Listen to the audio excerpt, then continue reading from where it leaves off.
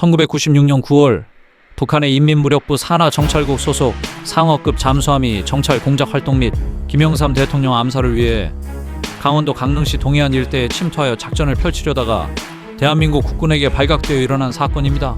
문제의 잠수함은 1996년 9월 14일 오전 5시 부대가 있는 함경남도 라곤군에서 정찰국장의 환송을 받으며 출발했습니다. 휴전선 경계 5마일 정도까지는 별 문제 없었고 이 지점부터 수중 공기관과 잔망경을 내린 채 해저 60에서 70m 깊이로 침투했습니다.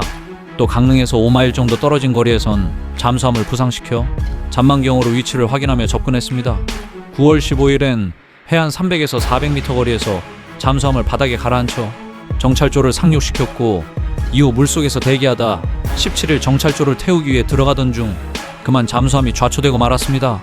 대부분 잠수정이 후진하다 암초에 걸린 것으로 알고 있으나 사실은 앞으로 들어왔으나 파도가 너무 쳐서 옆으로 밀리면서 암초에 걸렸고 프로펠러가 망가지면서 좌초한 것입니다.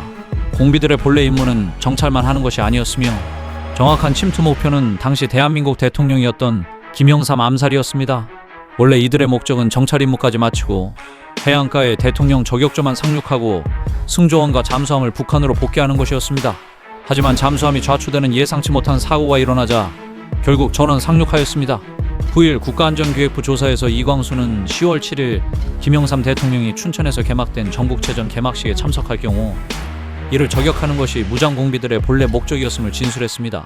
정부는 무장공비 침투 목적을 사실대로 공개할 경우 국내 경제가 위축되고 북한과의 대화 창구가 완전 폐쇄될 가능성이 있어 한동안 단순 정찰 임무라고만 소개했습니다. 실제 계획은 1996년 10월 춘천에서 전국체전이 개최된다는 첩보를 입수한 북한이 강릉시에 저격조만 상륙시키고 승조원은 복귀하려고 했으며 저격조는 민간인으로 변장한 뒤 낚시 가방에 불법 복제판 M16 소총을 넣고 낚시 동호회인 것처럼 행세하면서 강릉시에서 춘천시까지 도보로 이동한 후 이 전국체전 개막식에서 연설을 하기로 예정된 김영삼 당시 대통령을 저격하려 했습니다.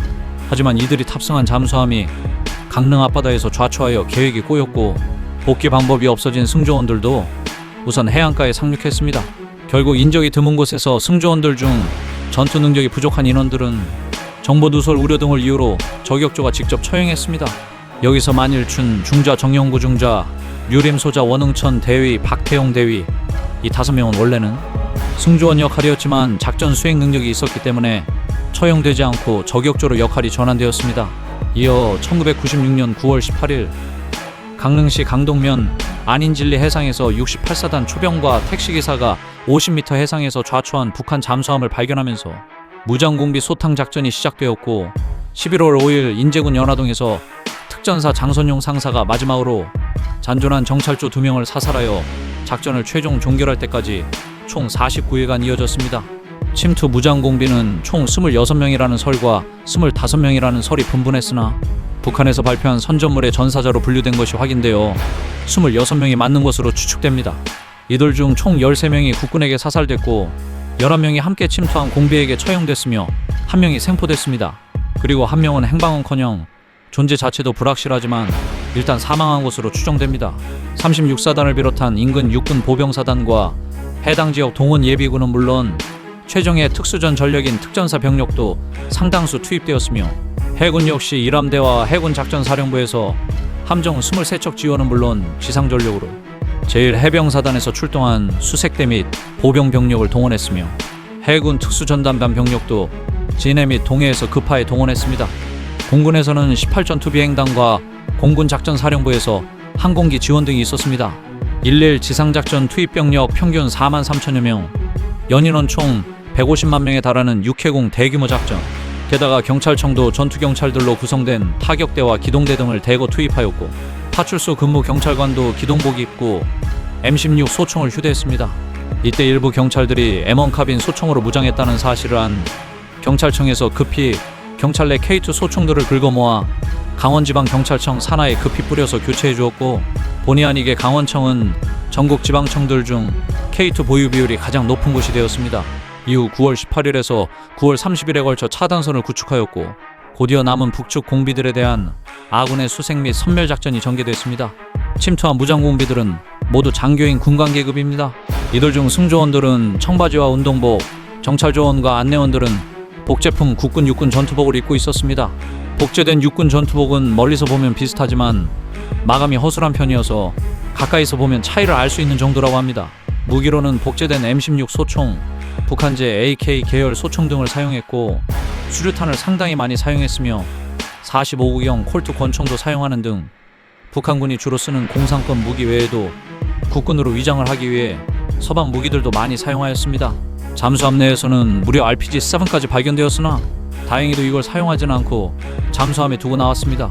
물론 들고 나왔어봤자 대군의 추격을 피해 도망치는 입장에서는 거추장스럽기만 하고 쓸모도 없으니 포기했을 것입니다. 교전 시에는 부족한 탄약을 아끼려는 듯 교전 시 단발 사격을 주로 하였고 수류탄을 자주 사용하였으며 망원 조준경도 없이 기계식 조준기로도 장거리 저격을 해대는 등 공격 정확도가 높았습니다. 또한 난전 중에도 국군의 움직임을 보고 전방에서 공격해오는 국군보다는 축구방에서 기동하는 국군에게 먼저 응사를 하는 등의 상당한 교전 능력을 보였는데 이는 이들이 다수의 적을 상대할 시 무엇을 우선순위로 둬야 하는지에 대한 훈련을 고도로 받았음을 의미합니다. 이들 중에서 핵심 침투원들은 3명의 정찰조원이었습니다. 정찰조장은 9월 19일 북한의 무리한 지령을 받고 침투 현장으로 복귀하던 중 아군에 발각되어 사살당했지만 나머지 2명은 오랫동안 잡히지 않고 도주하여 9월에 시작한 대침투 작전이 11월 초까지 길어지게 만들었습니다. 또한 전체 작전 중 절반에 가까운 사상자가 이 정찰조원 2명과의 교전에서 발생하였는데 이들의 유품 중에 자신들의 행적을 상세하게 기록한 수첩이 발견되면서 이동 루트와 행동 방식 등이 알려졌고 이것들이 군 당국의 상상을 초월하는 수준이어서 당시 한국 사회에 큰 충격을 주었습니다. 작전 당시 강릉시는 그야말로 전쟁 분위기였다고 합니다. 육해공의 거대한 대간첩 작전 수행을 위해 거의 계엄령 수준으로 군경의 민간 이동 통제가 이루어짐은 물론 시내에는 온갖 군용 차량들이 가득했고 인근 강릉공항에서는 평소보다 몇 배는 많은 이착륙으로 소음이 심했습니다. 또한 멀지 않은 서쪽의 산들에서는 5분이 멀다 하고 수류탄 폭음과 사격 소리가 끊임없이 은은하게 울려 퍼졌습니다. 고등학교에서는 약 한 달가량 야간 자율 학습을 하지 않았습니다. 무장공비 소탕 작전이 한창 진행 중인 강원도 지역에서는 성묘를 위해 방문한 차량 및 성묘객들에 대해서 대대적인 검문 검색이 이루어졌습니다. 주요 도로 구간마다 군경이 배치되어 신원을 확인했으며 오인으로 인한 사고를 방지하기 위해서 성묘객들에게 태극기와 신분증을 반드시 지참하여 강원도에 방문하도록 안내했습니다. 또한 강원도에 한정하여 매일 20시 이후에는 통행 금지령이 발령되는 상황이었습니다. 구독, 좋아요, 알림 설정 부탁드립니다. 저희가 영상을 만드는 데 큰 힘이 됩니다.